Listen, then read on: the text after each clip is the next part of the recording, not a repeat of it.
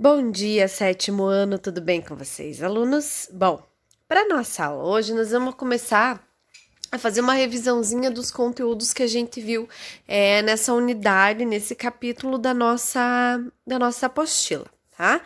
Então, nós vimos aí o gênero textual notícia, né? Eu expliquei para vocês em sala de aula que a estrutura da notícia, ela tem esse formato de uma pirâmide invertida, certo? Então, a hierarquização das informações em uma notícia pode ser representada pela figura a seguir. O essencial vem primeiro, na parte superior da pirâmide. As informações complementares e os detalhes vêm na sequência. Então, nós temos aí na estrutura da notícia. Nós temos o título, que é mais curto e vem mais em destaque. Nós temos a linha fina, que é uma complementação do título, né? A gente pode chamar a linha fina de subtítulo. Depois vem o lead, que responde as principais questões da notícia: o que, quando, como, por quê, onde, enfim, onde a gente encontra os principais fatos da notícia. E depois do lead, a gente tem o corpo da notícia, né? Que é o restante das informações que fazem parte da notícia, tá? Então, é do essencial ao acessório. Então, a gente tem esse esqueminha aí da notícia, que é a pirâmide invertida. Né? Então, aqui, deixa eu só deixar para vocês. Aqui, título da notícia. Crie um título para as seguintes imagens. Ó, nós temos a imagem 1 aqui, que é desse carro, quase afundado, e nós temos essa imagem aqui com uma multidão de pessoas. Vocês vão criar aí no caderno de português de vocês um título para essas duas imagens, tá? O que será que pode ser a notícia dessas duas imagens, tá? Aí vocês vão me mandar foto. Então, vamos continuar aqui. A linha fina, subtítulo da notícia. Desafio: crie um título para a imagem e em seguida apresente a linha fina. Então, aqui nós temos essa imagem. Vocês vão criar um título e depois um subtítulo para essa notícia, tá? Aí mais um desafio aí para vocês. Imagine o que possa ter acontecido e vocês vão criar esse título. Então, lead da notícia. Procure em notícias de seu interesse as respostas a essas perguntas: o que, quando, como, porquê, onde e quem. Então, no lead, que geralmente é o primeiro parágrafo ali da notícia, a gente encontra essas respostas sobre o que é a notícia, quando que aconteceu, como, por quê, onde, quem são os envolvidos.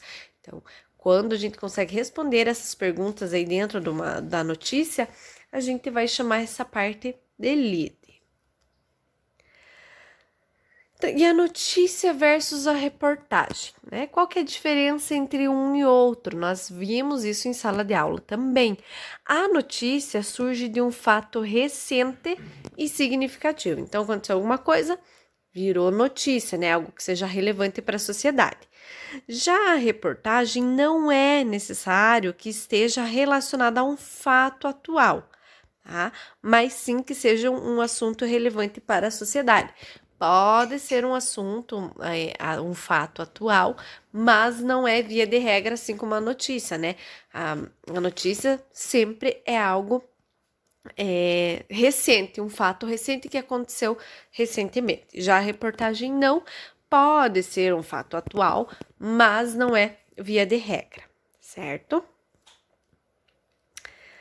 Enquanto na notícia as informações são apresentadas na pirâmide invertida, ou seja, as mais importantes aparecem antes das menos importantes, na reportagem há uma liberdade maior com essa estrutura.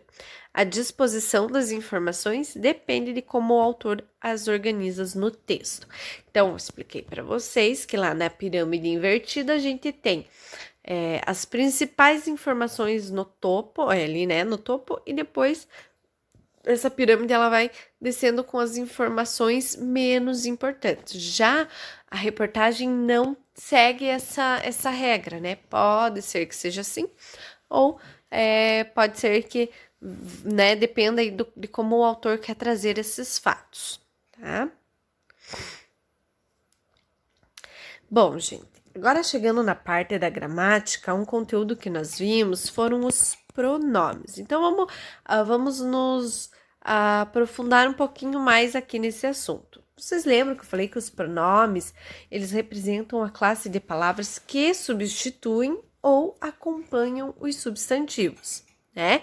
Então, os pronomes pessoais são, vamos, né, são os tipos de pronomes que a gente vai falar primeiro, então, são aqueles que eles indicam a pessoa do discurso.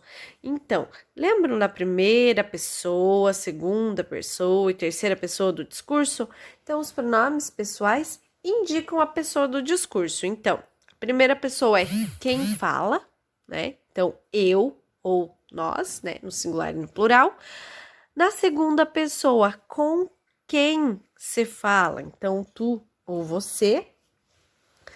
E a terceira pessoa, de quem se fala. Então, olhem esse diálogo aqui. Você sabe por que Lucas está tão animado hoje? Ele ganhou uma bola nova de presente. Então, veja, a menininha ali que está falando é a primeira pessoa. Com quem ela está falando é a segunda pessoa, que é esse menininho que tá de camiseta laranjada. E eles estão falando do Lucas lá atrás, né, de camiseta verde. Então, ele é a terceira pessoa, é de quem eles estão falando. Então, os pronomes pessoais servem para exercer a função de sujeito, tá? E a gente tem dois tipos de pronomes: os pronomes pessoais do caso reto e os pronomes pessoais do caso oblíquo. Então, os pronomes pessoais do caso reto, eles exercem a função de sujeito. Então, por exemplo, eu gosto muito da Ana. Quem que gosta da Ana? Eu. Vejam que o eu é um pronome pessoal do caso reto. Então, eu, tu, ele, nós, vós e eles exercem a função de sujeito da frase e são chamados, definidos de pronomes pessoais do caso reto. Já os pronomes pessoais do caso oblíquo, eles substituem os substantivos e complementam os verbos. Então, nós temos aqui me, mim, comigo, né, primeira pessoa. Te, ti, contigo, segunda pessoa. Se, si, consigo, o, a, ilhe, terceira pessoa, né? Esses que eu falei são do singular. Agora, nos, conosco, primeira pessoa do plural. Vos, convosco, segunda pessoa do plural. Se, si, consigo, os, as, ilhes, terceira pessoa do plural. Então, aqui os pronomes oblíquos, eles substituem os substantivos e complementam os verbos. Então, por exemplo, está comigo seu caderno. Com quem que está o caderno? Comigo. Então, note que para além de identificar quem tem o caderno, o pronome auxilia o verbo estar. Então, não esqueçam, o pronome pessoal do caso reto exercem função de sujeito, enquanto o oblíquo, né, eles substituem os substantivos e complementam os verbos, tá? Então, vamos ver mais aqui alguns exemplos. Então, os pronomes pessoais do caso reto, eu, tu, ele, nós, vós, eles, funcionam como sujeito da oração. Ele viajou ontem. Quem que viajou ontem?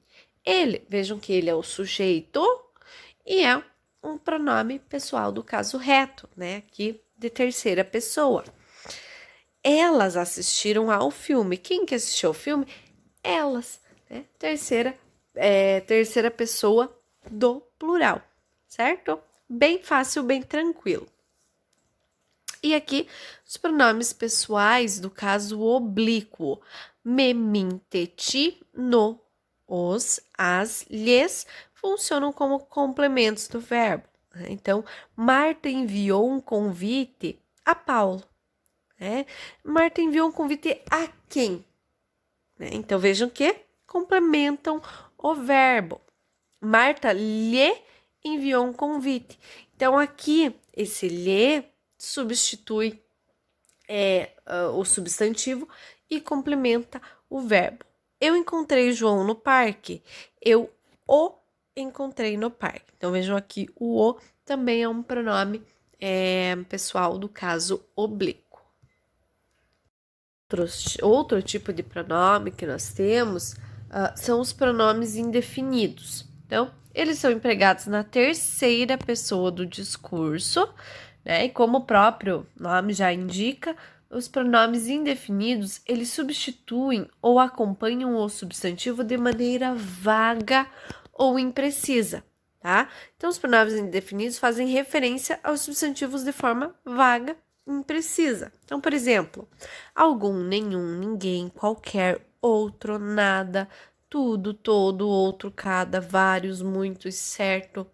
Então, os pronomes indefinidos, eles podem ser determinantes. Lembra que nós estudamos núcleo determinante do sintagma? Então, eles podem ser determinantes ou núcleos do sintagma nominal. Então, por exemplo, muitos cidadãos acompanharam a entrevista do presidente. Muitos acompanharam a entrevista do presidente. Veja aqui que muitos cidadãos é o sujeito. Qual que é o núcleo do sujeito? Cidadãos, né? Então, nesse caso, muitos, esse pronome indefinido, ele está acompanhando o substantivo.